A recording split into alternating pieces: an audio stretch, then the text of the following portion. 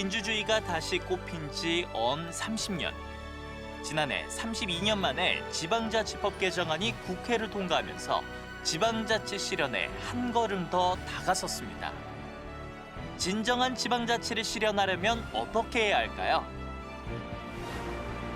전국 시장군수 구청장 협의회 이동진 상임 부회장과 함께 지방자치의 미래와 비전에 대해 이야기 나눠봅니다.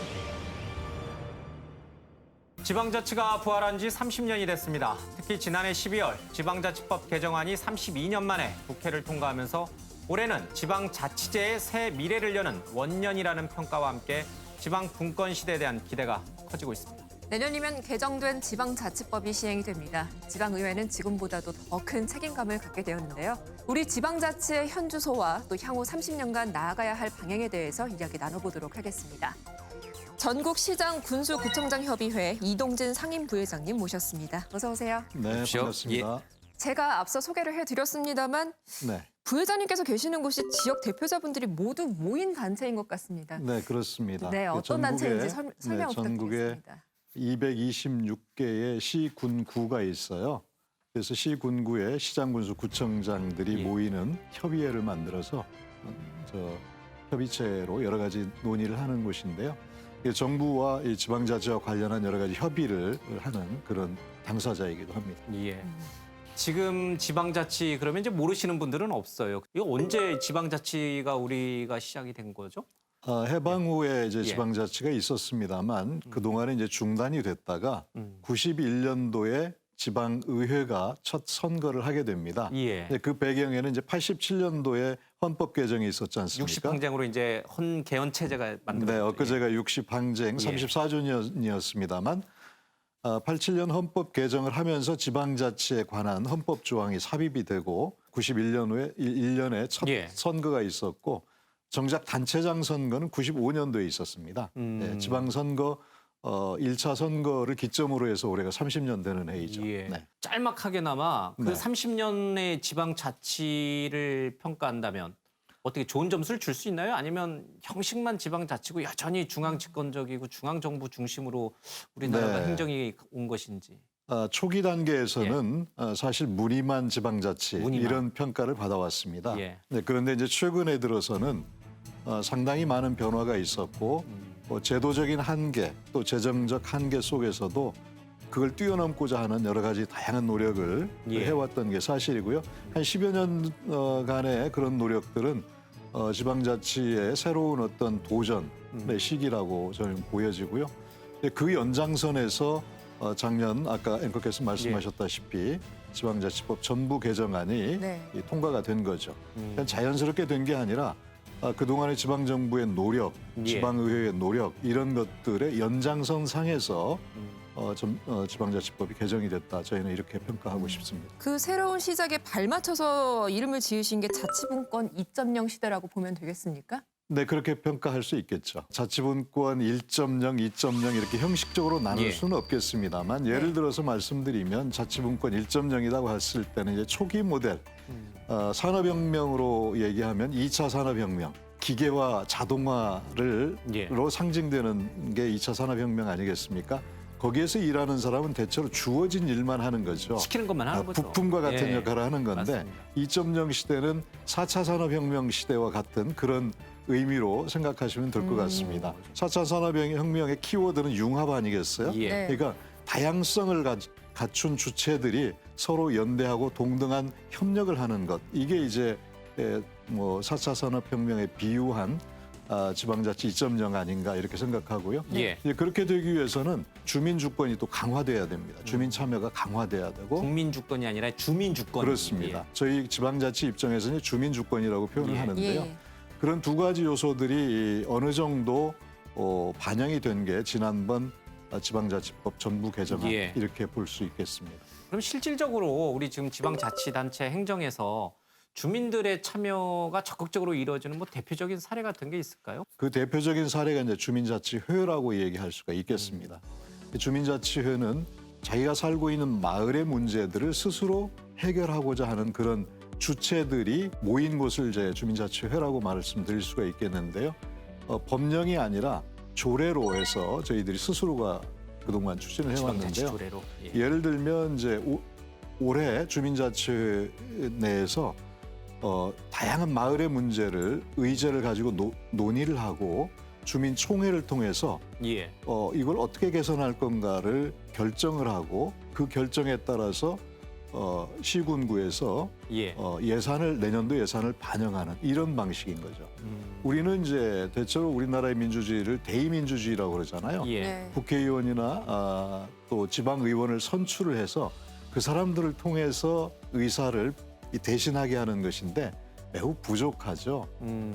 스위스 같은 경우는 이제 뭐 직접 민주주의를 대표하는 예. 나라 아니겠습니까? 우리는 거기까지는 못 간다 하더라도 주민자치회를 통해서 대의민주주의의 부족한 예. 점들 이런 것들을 좀 보완하는 이런 역할을 기대하고 있는 것이죠. 아, 직장 다니고 또 집에 일도 많고 바쁜데 네. 무슨 또 우리 동네 우리 지역의 일까지 또 내가 나서서 또 이래라 저래라 또 이렇게 신경 써야 되냐. 솔직히 귀찮아하는 주민들도 상당히 있을 것 같아요. 잘 물론. 활성화가 잘 되나요? 네, 그럴 수 있죠. 예. 모든 주민이 다 참여할 예. 수는 없는 것이죠. 하지만 관심이 있는 분들 또 적극성이 있는 분들이 우선적으로 참여하게 될 거고요. 네. 또 요즘에는 이제 뭐 IT, 모바일 이런 게 뭐 워낙 활성화돼 있잖아요. 또 모바일 투표 이거 얼마든지 가능하고요. 의사 표현을 그렇게 간접적으로 할 수가 있는 거죠. 네. 이 모든 것이 좀 잘 돌아가기 위해서는 재정적인 상황도 뒷받침이 되어야 되는 건데 네. 지방자치 입장에서는 지금 재정 분권에 대한 것에도 좀 핵심을 두시는 것 같더라고요. 네, 네. 말씀을 잘 해주셨는데요. 문재인 대통령께서 취임 초기에 연방제에 가까운 지방자치, 자치분권을 마련하겠다 이렇게 이제 말씀을 하셨어요. 예. 그런데 거기에 이제 제도적인 측면도 있지만 방금 말씀하신 것처럼 재정적인 측면도 매우 중요합니다. 네네. 국가 경제도 그렇고 가정 경제도 그렇고 돈이 있어야 뭘 하잖아요. 예. 그렇죠. 근데 그 동안에 이제 중앙 정부와 지방 정부의 국세, 지방세의 비중이 8대2 수준이었습니다. 나라 중앙 정부가 8을 가져가고 그렇습니다. 지방 정부는 2밖에 못 가져갔고. 그렇습니다. 근데 그거를 7대3 임기 내에 예. 7대3 그리고 장기적으로는 6대4 정도의 비율로 맞춰가도록 노력하겠다 이렇게 이제 6대4. 대통령께서 말씀을 하셨습니다. 네. 근데 OECD 국가의 경우는 실제로 6대4 내지는 5대5 정도의 비율이거든요. 저희들이 꾸준히 그런 노력을 기울여 왔고 요구를 해왔습니다. 예. 그래서 1차 재정분권이 이루어졌어요. 2019년에 이루어졌는데 지방 소비세를 10% 정도 올려서 예. 상향 조정을 해서 그게 한 8조 정도 되거든요. 이것을 광역지방정부와 기초지방정부가 7대3 비율로 이렇게 배분하는 걸로 1차 예. 재정분권이 이루어졌고요. 현재 이제 2차 재정분권이 논의 중인데 1차 재정분권 당시에 당사자들끼리 합의할 때는 2차 재정분권에 추가로 늘어나는 재원을 반대로 이때는 기초가 7, 광역이 3 이렇게 예. 하는 걸로 합의를 했는데 최근에 들어와서 논의 과정에 조금 입장이 달라지는 것 같아요. 원래 합의대로 그렇게 될 수 있기를 기대합니다. 부회장님께서는 그 노인복지 기초연금과 관련해서 국가가 책임져야 한다고 주장을 하셨습니다. 이 네. 내용과 관련해서 자세하게 좀 설명을 부탁드리겠습니다. 네, 제가 취임했을 때가 11년 전 2010년도인데요. 그때 복지 예산이 전체 재정에서 차지하는 비율이 35% 정도가 됐습니다. 예. 근데 최근에 올해 예산 중에 복지 예산이 무려 56%예요. 20% 정도가 늘어나는 10년 사이에 늘어난 네. 거죠. 정부가 어떤 복지 정책을 하나 할 때마다 그 부담이 다 기초 정부까지 영향을 미치게 되는 겁니다. 예. 그러니까 정부가 예를 들면 기초연금 제도를 새로 시행을 하잖아요. 그럼 정부가 예산을 다 대는 게 아니라 정부가 얼마, 광역 정부가 얼마, 그리고 시군구가 얼마 다 매칭으로 하는 거예요. 그러니까 중앙 정부에서 어떤 복지 정책이 새로 생긴다 그러면 겁부터 나는 거죠. 새로운 재원은 없고.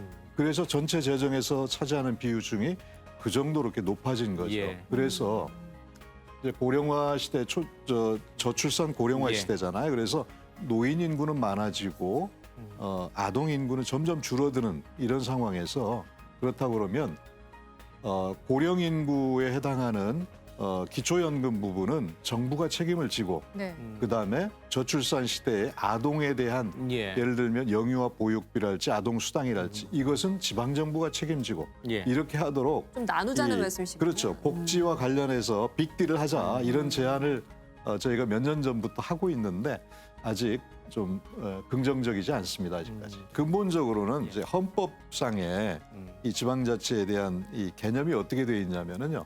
지방자치단체로 규정이 되어 있습니다.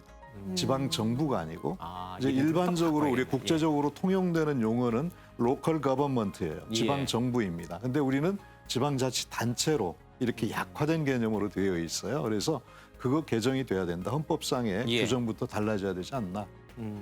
지금 이 본부 복지 얘기를 잠깐 하셨습니다마는 네. 중앙정부가 지금 5차 재난지원금 준비하고 있잖아요. 네. 이것도 지방자치단체 주머니에서 또 돈을 그렇지는 뺏어가는 건가요? 않아요. 이 부분은 이거는 이제 중앙정부가 예산으로 이 주는 부분은 거고. 이제 저 중앙정부가 하게 예. 될 텐데요. 재난지원금과 관련해서 지금 아직 대상과 범위와 또 그 어느 정도 예. 지급을 할 건지가 좀 결정이 안 된 정치권에서 상태이기 계속 때문에 얘기는 있더라고요. 네네, 예. 논의 중에 있죠. 지난번에 한번 그런 적 있어요. 지역 네네. 화폐라든지 뭐 네네. 지역 내에서 쓸 수 있는 뭐 그렇습니다. 상품권 형태로 네. 줬는데 역시 그런 형태가 좋은 것인지 아니면은 뭐 현금을 다 개개인에게 이렇게 그렇죠. 꽂아줘서 어디든 이제 그 개인이 쓰고 싶은 데서 쓰게끔 하는 게 더 좋은 것인지. 장단점은 있을 텐데요. 예. 이제 저희 입장에서 보면 지역 화폐가 훨씬 낫다고 생각합니다. 왜냐하면 지역 화폐는 그 지역에 한정해서 쓸 수 있도록 그렇죠. 지급이 되는 거고 또 일정 기간 안에 써야 되는 예. 그런 제한 규정이 있기 때문에 네. 지역 경제 활성화의 측면에서는 매우 도움이 된다고 생각합니다. 오히려 이제 그런 방향을 좀 네. 유도가 되라. 정화영이 그럼 어느 게 좋아요? 저도 지역 화폐, 그러니까 지역에서 활성화시키는 게 훨씬 더 낫지 않을까요? 저도 부회장님의 말씀에 동의합니다. 방송이니까 이렇게 얘기하는 거고 실제로 보면은 이제 받은 거를 내가 저기 어디 뭐 놀러 가서 멀리 가가지고 네, 그럴 수도 있고 쓰고 뭐- 싶고 뭐 이런 사람들도 덜어 있긴 있어요. 네, 뭐 그- 아이 엄마다 보니까 또 지역 슈퍼에서 쓰는 것도 괜찮더라고요. 네. 네. 맞습니다. 이왕 쓰는 거라면 지역 경제 활성화를 위해서 쓰는 거라면 재난지원금이 지역 이제 소상공인들 또 지역 경제 활성화에 도움이 되는 방식으로 좀 가면 좋을 것 같습니다. 네. 자, 이 지방자치 풀뿌리 민주주의라고 일컫는 건 이 주민 참여가 가장 중요하기 때문입니다. 지방자치가 새로운 전환점을 앞두고 있는 만큼 주민의 적극적인 참여 또 실질적인 지방자치 실현 이런 것들이 좀 조속히 이루어졌으면 좋겠습니다. 네. 오늘 말씀을 여기까지 듣도록 하겠습니다. 고맙습니다. 부회장님 네, 고맙습니다. 고맙습니다.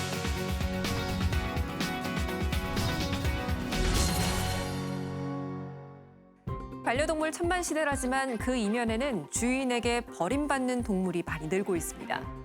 오늘은 유기동물의 입양 문화를 장려하기 위한 유기동물 입양비 지원 사업에 대해서 자세하게 알려드립니다. 유기동물 입양비 지원 사업은 지자체가 지정한 동물보호센터에서 유기동물을 입양하는 분께 일정 비용을 지원해주는 제도입니다. 질병 진단비와 치료비, 예방접종비, 중성화 수술비, 동물 등록비, 미용비까지 이렇게 총 6가지 항목에 대해서 소요 비용의 60%를 최대 15만 원까지 지원받을 수 있습니다.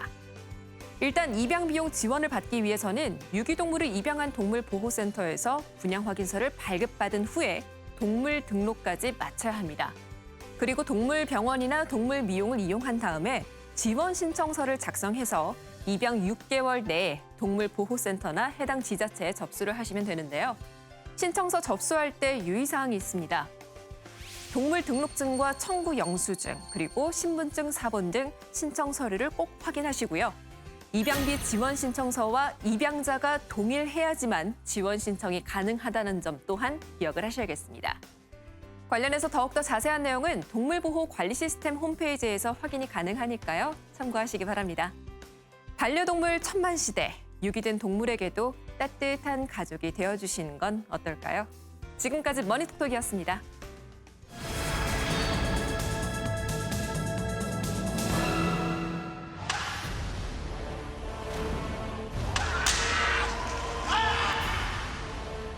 우리나라의 고유 무술 태권도. 태권도는 지난 1994년 올림픽 정식 종목으로 채택되며 이제는 세계인이 즐기는 스포츠로 성장했는데요. 태권도의 세계화, 그 중심에는 세계 태권도 본부 국기원이 함께하고 있습니다. 국기원은 세계 각국의 태권도 사범을 파견하며 올바른 정통 태권도를 보급하기 위해 힘쓰고 있는데요. 더 많은 세계인이 태권도를 즐길 수 있도록 하려면 어떻게 해야 할까요? 이동섭 국기원장과 함께 태권도 발전 방향과 비전에 대해 이야기 나눠봅니다. 우리나라의 고유 무술이면서 올림픽 정식 종목인 대한민국의 국기 바로 태권도입니다. 하지만 코로나19 영향으로 태권도 역시 많은 어려움을 겪고 있습니다. 네, 지금의 위기를 극복하는 방법에 대해서 이 시간 알아보도록 하겠습니다. 이동섭 국기원장 모셨습니다. 어서 오세요. 보십시오. 안녕하세요. 네, 반갑습니다. 국기원, 세계 태권도 연맹, 또 뭐 대한 태권도 협회 여러 이제 단체들이 좀 있어요. 네. 지금 국기원 원장이신데 국기원은 그런 단체들과는 또 어떻게 다른 건가요? 국기원은 세계 태권도 본부입니다. 그러니까 로마 교황청 예. 같은 곳이고요. 어, 우리가 72년도 11월 30일 날 국기원이 건립이 됐습니다. 그 이후에 미국을 첫 스타트로 예. 현재 국기원의 단증을 받는 국가가 202개국입니다.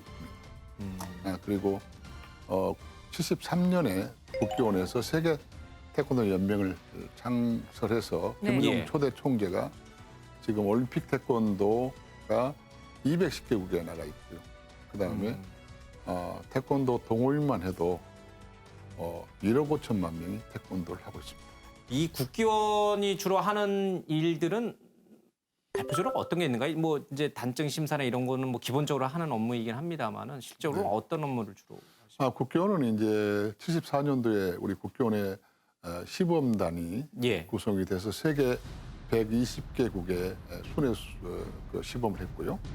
그다음에 1년에 25회 정도 외국을 나가서 태권도 시범을 통해서 국기 선양을 하고 있고 그렇습니다. 취임하시면서 개혁 얘기를 네. 언급을 네. 하셨어요. 개혁을 위한 뭐 100일 프로젝트 이런 언급을 하셨는데 네. 글쎄요. 이제 조직이 오래되면 당연히 개혁을 계속 해가야 되긴 하는데 네네. 뭐 특별한 이유가 있어서 이 개혁이라는 화두를 꺼내신 것이죠. 우리 그 태권도의 그 영웅이신 김은용 초대 원장께서 예. 72년에 국기원을 만든 이후에 올해가 49년이 되는 해입니다. 예. 그러다 보니까 국기원의 여러 제도 좀 낡고 또 건물도 상당히 낡습니다. 그래서 이런 것들을 새롭게 만들고 제도도 또 개선하고 또 세계에 우리가 202개국의 단증을 받는 국가에 그러니까 중앙 집권적인 그런 체제를 갖추지 못했어요. 그래서 지원 지부를 통하고 글로벌 위원회를 만들어서 국기원 중심의 무도 태권도를 5대양 6대주의 관계통합의 영토 확장하듯이 예. 태권도 영토를 확장해야 된다는 게 저희 생각이고 국기원의 앞으로 나갈 방향이라고 생각합니다. 지금 사실 전 세계적으로 휩쓸고 있는 코로나19 영향이 태권도에서도 예외는 사실 아니었습니다. 네. 지금 태권도 인구가 사실 뭐 이렇게 성장하는 게 동네 태권도장에서 어린아이들부터 시작을 하는 거잖아요. 그렇습니다. 태권도장 경영이 굉장히 어려운 상황인데 국기원 입장에서는 어떤 도움을 좀 주고 계시는지요? 코로나19 때문에 나라도 어렵고 경제도 어렵고 또 민생도 어렵고 남북관계도 어려워지고 예. 또 특히 태권도가 어렵습니다. 태권도 관장들의 생업터가 무너지고 있는 그런 현장을 볼 때 좀 가슴이 아픕니다. 네네. 그래서 제가 국기원 원장이 되고 나서 태권도장을 한 7군데를 직접 방문했고요. 그분들의 애로사항을 청취를 하고 많은 분들을 만나서 태권도 지원책을 또 같이 요구했고 예. 앞으로 그럼 체계적으로 해나갈 예정이고요.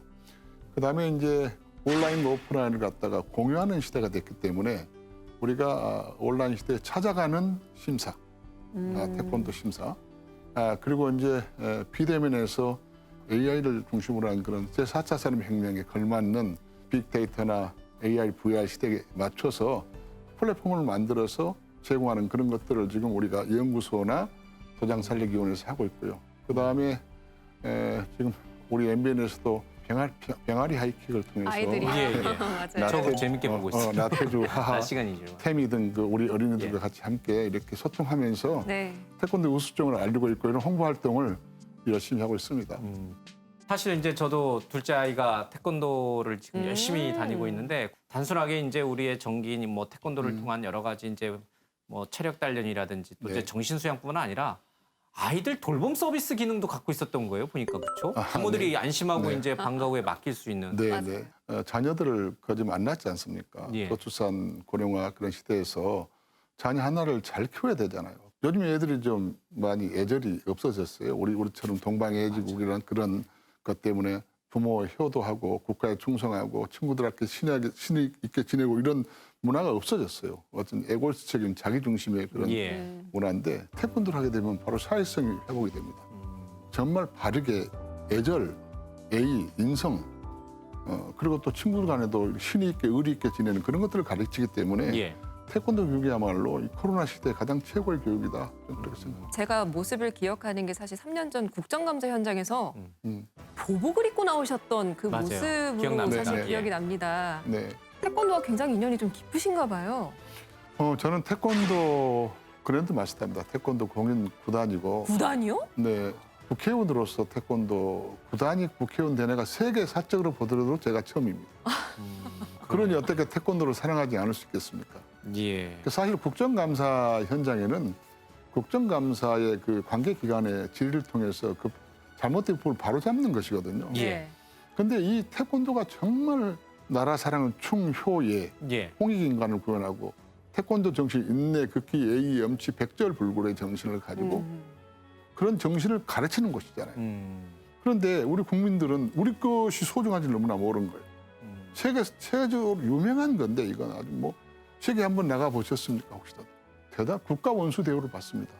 국회의원 원장이나 태권도 지도자들이 가면 그런 정도로 예. 세계적으로 태권도의 네트워크는 잘 돼 있습니다. 태권도 구단 그랜드 마스터면은 뭐 하늘을 붕붕 날아다니고 그러네요. 뭐 발차기 한 막 720도 막 돌려차기 막. 네이버에서 이동석 국회의원 태권도 실력을 치고 들어가 보면 예. 제가 작년에 시범했던 내용이 나오니까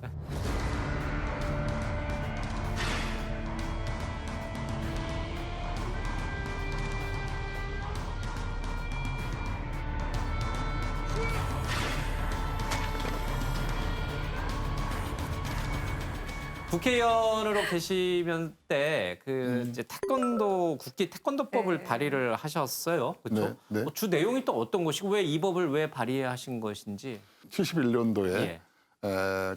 박정희 전 대통령께서 김은용 초대 국회의원 원장에게 IOC 총재였죠. 예. 네, 국기 태권도 희호를 내려줬습니다.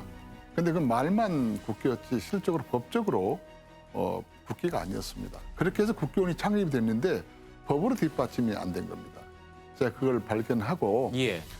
국회의원 당선된 이후에 국회의원들을 120명을 규합해서 국회의원 태권도 연맹을 만들어서 예. 그렇게 국회 등록법인으로 등록을 시켰습니다.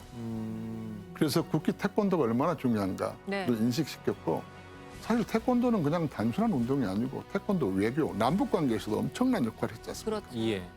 그다음에 태권도 문화, 그다음에 우리가 한류의 원조 아닙니까? 또 산업, 경제.